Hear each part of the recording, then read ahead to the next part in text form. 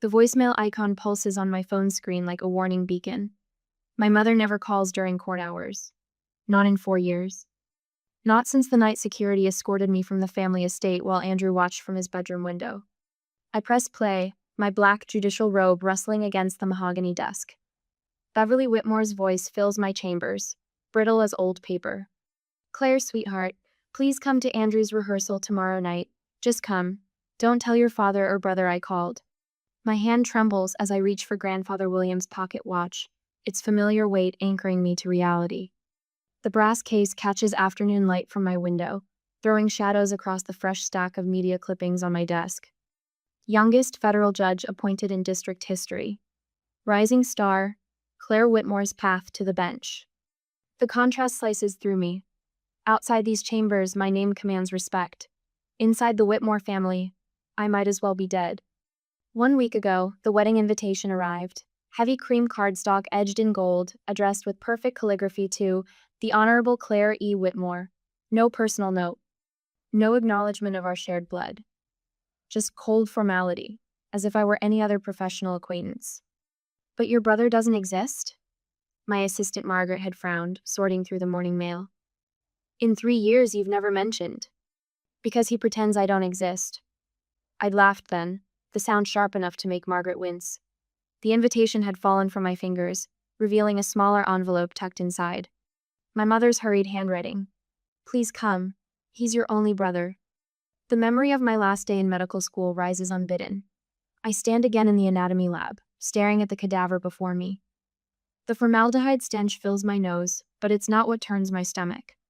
It's the weight of generations of Whitmore doctors pressing down on my shoulders, suffocating me with expectations. I can't do this anymore. I whisper to the empty chamber now, echoing my words from that day. I want to save people with justice, not scalpels. My father's response had shattered the crystal wine glasses on our dining room table. "No Whitmore has ever abandoned medicine. You'll destroy everything we've built." "Then I guess I'm not a Whitmore anymore." The words had fallen from my lips before I could stop them. Richard Whitmore's face had purpled with rage. "You have until morning to change your mind. Stay in medical school, or leave this family forever." I closed my eyes against the memory of Andrew's face that night, his last words to me dripping with contempt. "You're no longer my sister." My mother had stood in the doorway, tears streaming down her face, silent as always in the face of my father's fury. I'd hoped, foolishly perhaps, that she would finally stand up to him. Instead, she turned away as I packed my bags. The next morning, my credit cards died mid-transaction at a coffee shop. By afternoon, security had cleared out my apartment in the family wing of the estate. That night, I checked into the Parkview Motel, $75 a week, the springs of the mattress digging into my back as I stared at the water-stained ceiling. Now I stand in my chambers, my fingers tracing the edge of my judicial robe. The heavy black fabric represents everything I sacrificed my family name to achieve. Everything they tried to deny me. My phone buzzes again. Another voicemail from my mother, her voice smaller this time, pleading. I lift Grandfather William's watch, remembering his last words to me before he died. A Whitmore's true legacy isn't in their name, but in their courage. The decision crystallizes, sharp and clear as justice itself. I'll attend Andrew's rehearsal dinner, not as the prodigal daughter seeking forgiveness, but as federal judge Claire Elizabeth Whitmore. They'll see exactly who they disowned. I tuck the watch into my pocket, its steady ticking a reminder of time's relentless march forward. The question isn't whether I'll face the family that betrayed me. The question is whether they're prepared to face what I've become. The laptop screen casts a blue glow across my chambers as I type Lauren Hayes prosecutor into the search bar 5 minutes later. My finger hovers over the enter key. Knowledge is power, but some truths cut deeper than others. Articles flood my screen. Rising star prosecutor takes down corruption ring. Hayes secures historic settlement in environmental case. The headline that stops my breath. Lauren Hayes credits anonymous federal judge as inspiration. My hands shake as I click the link. A video loads Lauren in a red blazer, speaking at a law school graduation. There's this incredible female judge, she tells the graduates, her voice passionate. She went from nothing to the federal bench by 30. She gives me hope that the system can change. I slam the laptop closed. She's talking about me. My brother's fiancé idolizes me, and she doesn't even know I exist. The irony twists in my stomach like a knife. While Andrew told Lauren I dropped out and disappeared, she's been following my career, building her reputation on the same principles of justice that made me an outcast. My phone buzzes. A text from Margaret. Judge Thompson called. You've been nominated for the Marcus Civil Rights Award. I lean back in my chair, Grandfather William's words echoing, "True legacy is courage." The award nomination should fill me with pride. Instead, it fuels something darker: determination, mixed with 4 years of compressed rage. I was even more determined to show them who I became. Fire silk falls in clean lines, the color sharp as a blade against my skin. The saleswoman calls it elegant. I see armor. The alterations will take a week, she says. I need it the day after tomorrow. I meet her eyes in the mirror. Price is no object. She nods, then kindly takes my measures and asks me to take it off, to fix it. I write my name at the counter and the hour to come and pick it up, then leave the store. 10 minutes later, Judge Sarah Chen's voice crackles through my phone speaker as I drive home. You don't owe them anything, Claire. Show them exactly what they threw away. I know. My knuckles whiten on the steering wheel. But Lauren, she deserves to know the truth. The whole truth, Sarah agrees, including how they've used her. After the conversation was done, I went home, prepared dinner, took a shower, and took a final look at the cases before going to sleep. Tomorrow was a huge day for my family, but more for me. The courthouse halls echo with whispers as I walk to my chambers the next morning. My law clerk, David, intercepts me with a stack of briefs and an odd expression. Your Honor, did you know you're trending? That civil rights nomination, the whole legal community is talking. Fascinating timing. I scan the briefs, mind racing. David, what else have you heard about the Hayes family? He shifts uncomfortably. Lauren's father chairs the state medical board, the same board considering your father's appointment next month. The pieces click into place. A perfect family image to seal Richard Whitmore's ascension, my brother's wedding as the crowning jewel. My phone lights up with a text from my former professor. Whatever battle you're facing, your Columbia family stands ready. I trace my finger across Grandfather William's watch face, the glass cool against my skin. The second hand ticks steadily, marking time until the confrontation I've spent 4 years preparing for. During the lunch break that day, the cafe across from the courthouse fills with afternoon shadows. I sit alone, surrounded by case files as shield of work against the memories threatening to surface. A familiar voice cuts through the quiet. The wedding is our chance, Andrew tells someone. Once Dad's on the board, we'll have the influence too. I sink lower in my chair, but his words carry. Lauren's family connections, Dad's appointment. Everything depends on presenting the right image. My coffee turns bitter on my tongue. They're still weaving lies, still chasing power at any cost. The answer to their perfect facade sits in my chamber's 4 years of truth, documented and preserved. I pull out my phone, thumb hovering over my mother's number. The text forms itself. I'll be there tomorrow night, but not as the daughter you remember. The response comes instantly. Please, Claire, don't hurt your brother. I stare at those words until they blur. She still doesn't understand. The truth itself will do all the hurting necessary. David appears in my doorway, holding a file. Your Honor, there's something you see. Inside, a draft press release about the Whitmore family, prepared for after the wedding. My name appears once, buried in the final paragraph. Claire Whitmore continues her medical search abroad. The lie lands like a physical blow. While I built a life from nothing, they built a story to erase me, to protect their precious legacy.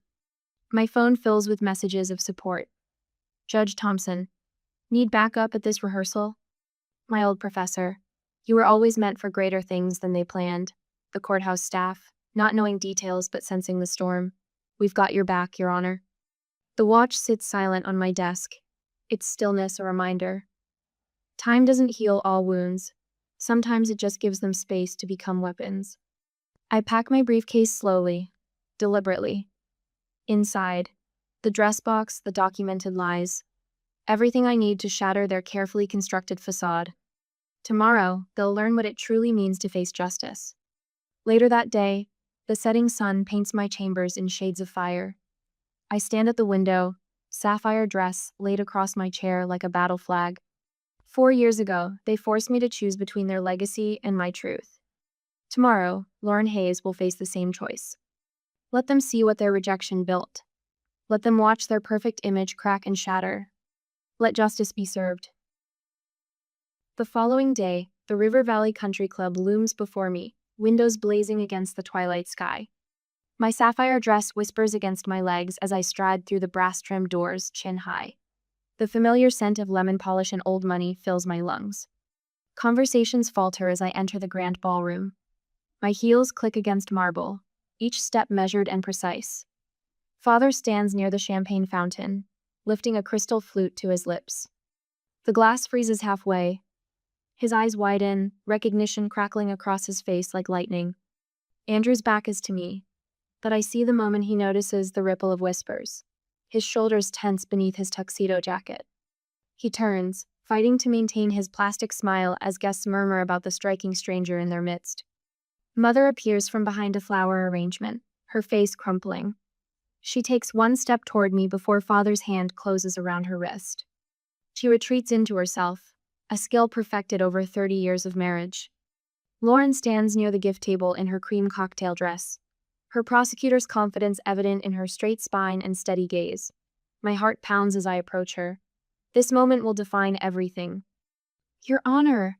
Lauren's face lights with genuine warmth. I can't believe you came. A champagne glass shatters somewhere behind me. The room goes silent, the crack of crystal against marble echoing off the coffered ceiling. I meet Andrew's eyes as the color drains from his face. His worlds are colliding, and he can't stop the crash. I wouldn't miss my only brother's rehearsal. My voice carries in the silence, steady as a judge's gavel. Lauren's smile falters.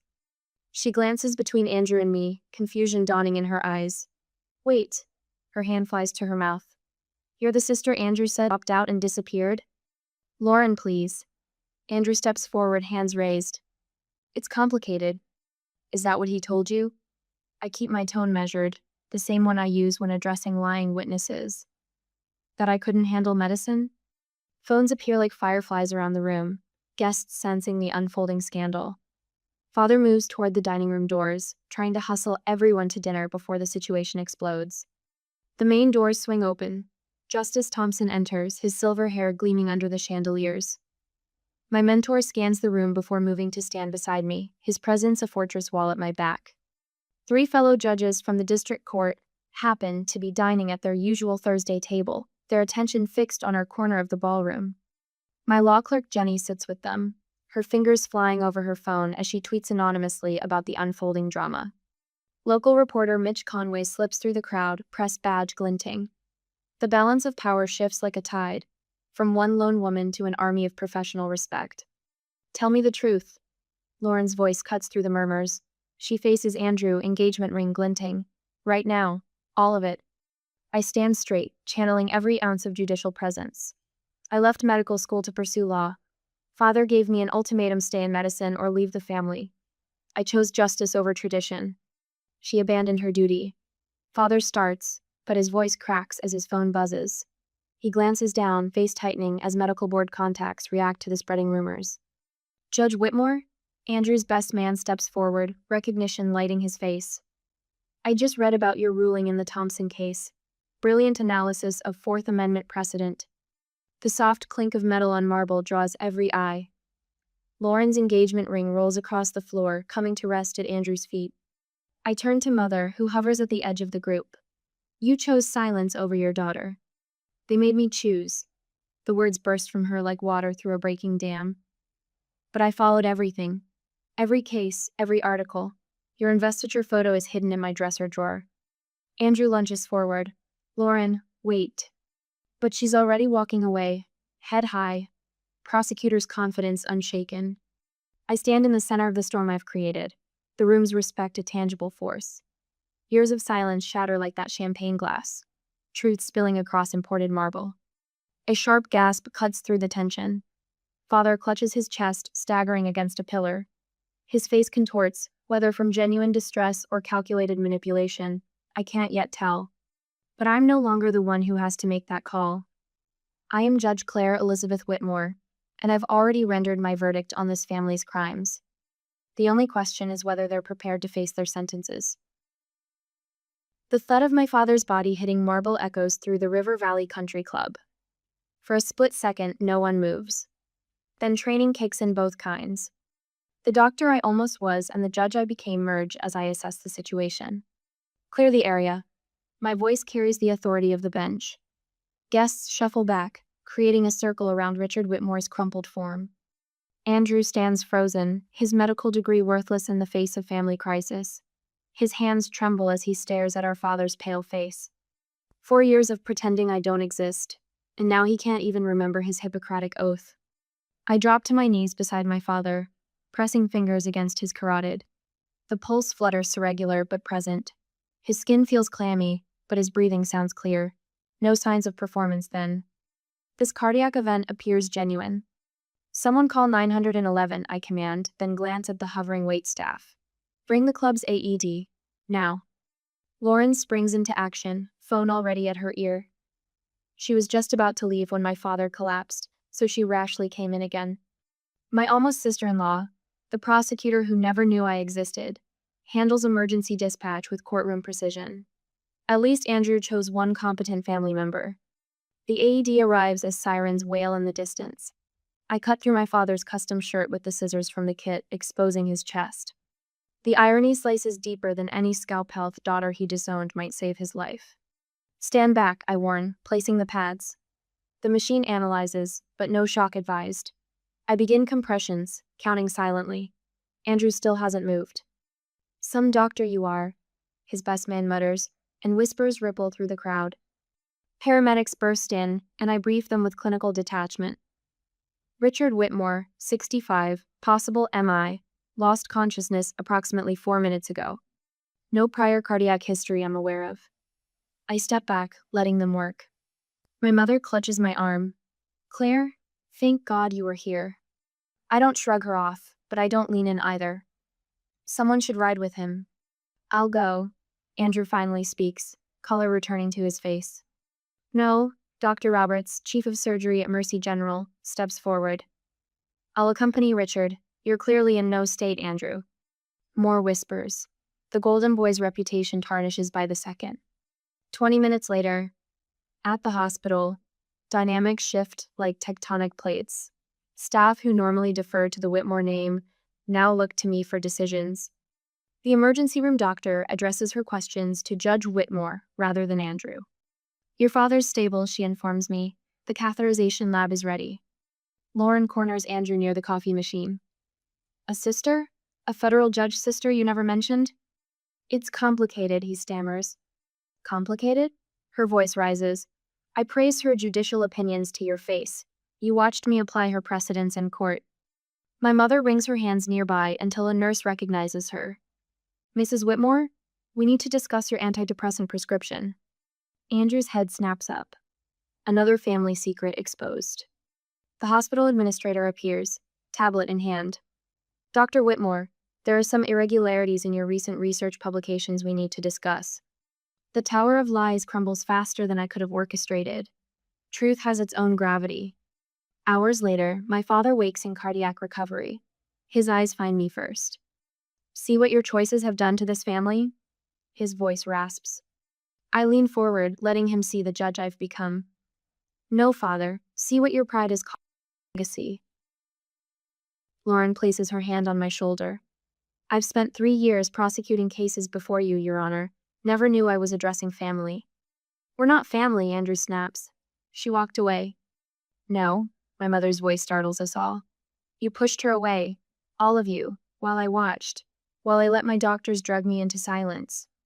The family attorney appears in the doorway, but the damage is done. Hospital staff hover outside, absorbing every word. Tomorrow, the carefully crafted Whitmore reputation will scatter like ashes. My phone buzzes. A news alert. Federal judge saves father who disowned her. The story spreads faster than hospital gossip. The medical board will want a statement, the attorney warns. I stand, smoothing my sapphire dress. They can read the court records. I filed everything. Every letter, every threat, every canceled credit card. While you were building a medical legacy, I was building a case. Even the receipts from Mom's secret treatments? Andrew's face drains again. You knew? I paid them since the day I left. Check the records. Lauren's prosecutor instincts sharpen. What else don't I know, Andrew? His research papers, I say quietly. Check the citations, particularly the Jensen study. The attorney steps forward. Judge Whitmore, in the interest of family harmony. Family harmony? I lift my grandfather's pocket watch from my clutch. Let me tell you about family harmony. Did you help draft the documents when my father secretly married his department head last year, while still married to my mother? The room freezes. My mother sinks into a chair. A text lights up my phone. The National Judicial Excellence Committee. My nomination is confirmed. Claire, Andrew's voice cracks. Don't destroy what's left of us. I study my brother's face, seeing the boy who once bandaged my scraped knees. The man who turned his back 4 years ago. The doctor who froze when it mattered most. Grandfather William's watch ticks steadily in my palm. A legacy of courage, not cowardice. The choice stretches before me like railroad tracks. Mercy or justice, preservation or truth. The power to destroy them all rests in my carefully documented case files. My father's heart monitor beeps in the silence, counting out the seconds until I decide. The next morning, the hospital room reeks of antiseptic and desperation. Richard Whitmore props himself up on starched pillows, his chest monitors beeping a steady rhythm that matches the ticking of my grandfather's watch. Claire, his voice rasps. 4 years of rebellion is enough. Come back to medicine. We can still fix this. I stand at the foot of his bed, my suit jacket a shield of charcoal wool. The morning newspaper lies folded on his tray, my judicial award nomination visible above the crease. There's nothing to fix, Father. I'm exactly where I belong. Name your price. Andrew steps forward from the shadows, checkbook in hand. The dark circles under his eyes match the ink stains on his fingers. Whatever it takes to make this go away. A laugh bubbles up in my throat. You still think everything has a price. Miss Whitmore. Harrison Peters, the family attorney, materializes in the doorway like a vulture scenting weakness. Let's discuss this reasonably. Any public airing of grievances could be construed as defamation. Mother wrings her hands, trapped between her husband's bed and the door. Her pearls catch the fluorescent light as she shifts from foot to foot. Richard, please, she's still our daughter. Not if she destroys this family. Father's heart monitor spikes. I touch the brass case of Grandfather William's watch. Its steady ticking grounds me as I turn toward the door. You're right about one thing. I'm not your daughter anymore. I'm Federal Judge Claire Elizabeth Whitmore. The same day, after I left the hospital, the press conference room buzzes with anticipation. Cameras click as I approach the podium, Lauren's steady presence beside me. My mentor, Justice Thompson, stands to my left, his weathered face radiating pride. Thank you all for coming. My voice carries to the back of the room without strain. Recent events have raised questions about my family history.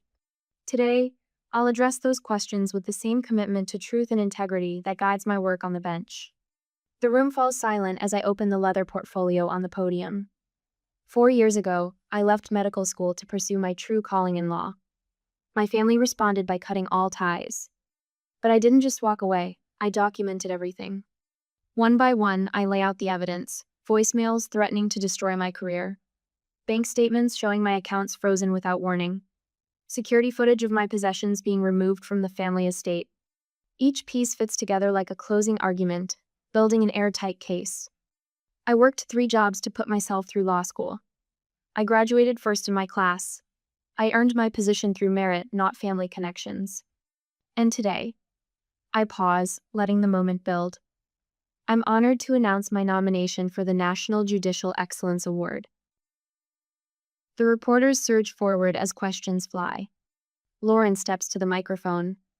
As both a prosecutor and Judge Whitmore's friend, I can attest to her unwavering integrity. She represents the highest ideals of our justice system. By evening, the dominoes fall exactly as predicted. The medical board accepts Richard's resignation, for personal reasons. The ethics committee launches an investigation into Andrew's research. The country club board votes unanimously to revoke the Whitmore family membership. Mother calls as I'm leaving the courthouse 3 days later. The realtor put up the for sale sign today. Your father. He's not taking it well.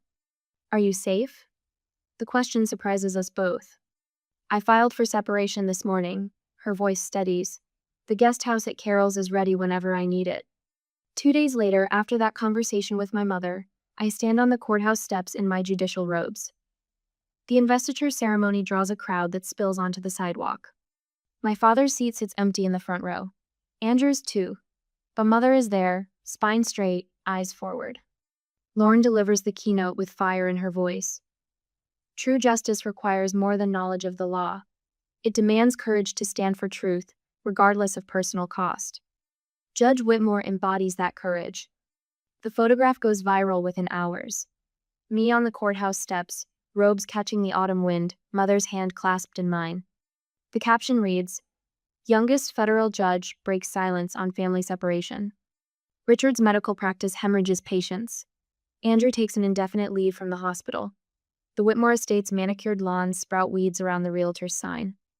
But in my courtroom, justice flows steady and clear as a mountain stream. My clerk knocks as sunset paints my chambers in amber light. "Judge Whitmore, your brother's here." Andrew stands in the doorway, shoulders slumped beneath his wrinkled suit.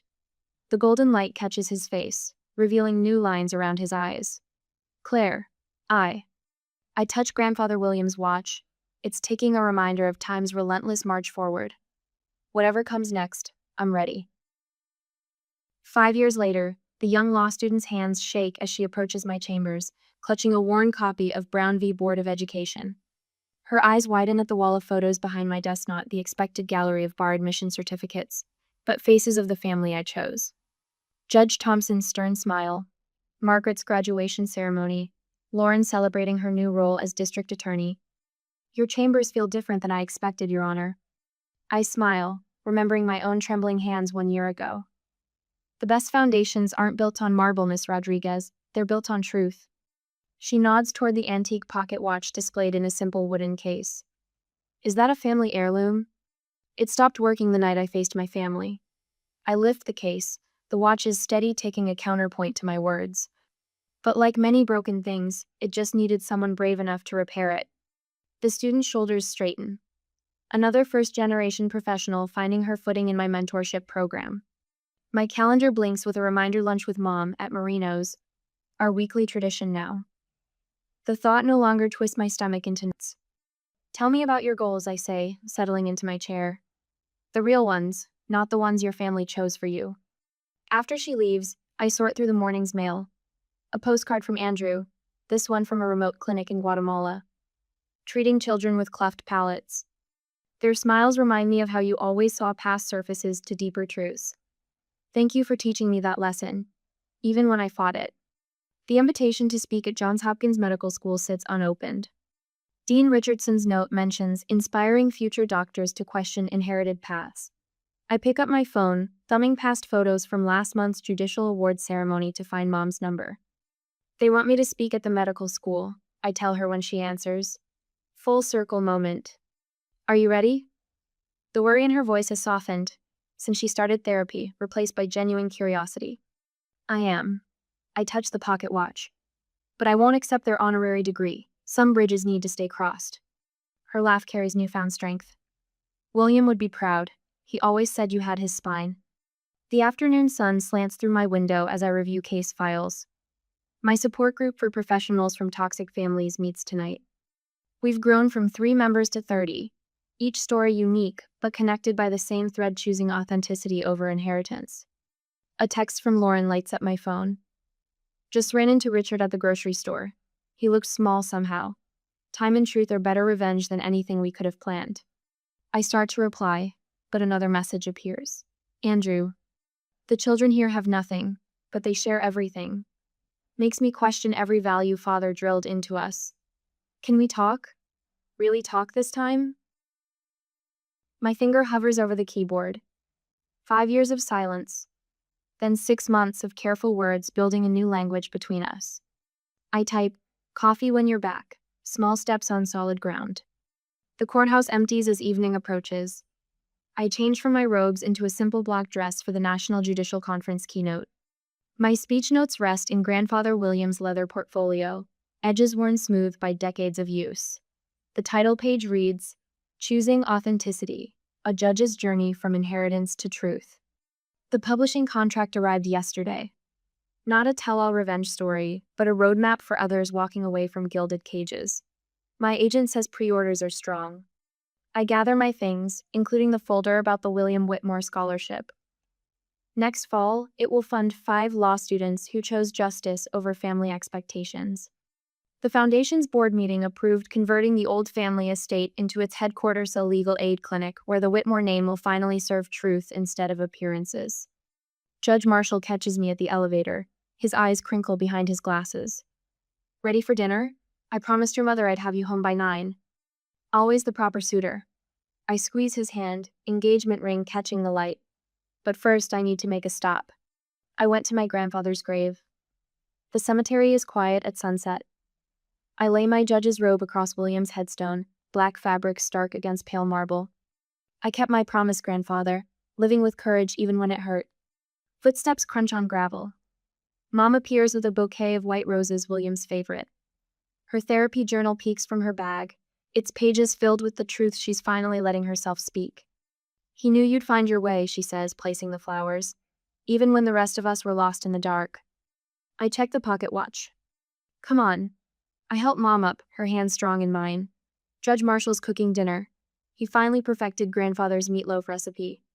She laughs, the sound carrying across sacred ground. William would love that too. He always said good food and honest hearts make the best medicine. I touch the watch one last time before tucking it away. Its steady ticking counts not just seconds, but heartbeats of courage. Time moves forward. And so do we.